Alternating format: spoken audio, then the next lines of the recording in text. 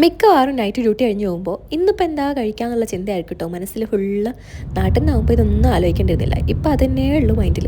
അപ്പോൾ ഇന്നെന്താണെന്നുള്ളത് ഞാൻ ഏകദേശം ഒരു കൺക്ലൂഷനിൽ എത്തിയിട്ടുണ്ട്. ഇനി പോയിട്ടാവാം. നാട്ടിൽ നിന്നൊന്നും കഴിക്കാതെ ഞങ്ങൾ രണ്ടാളും ഇവിടെ വന്നിട്ട് ഫസ്റ്റ് ടൈം ട്രൈ ആക്കിയ സാധനമാണ് മഷ്റൂം. സോ ഇന്ന് ക്രീമി മഷ്റൂം പാസ്ത ഉണ്ടാക്കിയാലോ? കമോൺ. പാസ്ത കുക്കായി വരാൻ നിൽക്കുന്ന സമയം കൊണ്ട് ഞാൻ ആവശ്യമുള്ള വെജിറ്റബിൾസ് ഒക്കെ അങ്ങോട്ട് ചോപ്പ് ചെയ്ത് വെച്ചിട്ടുണ്ട്.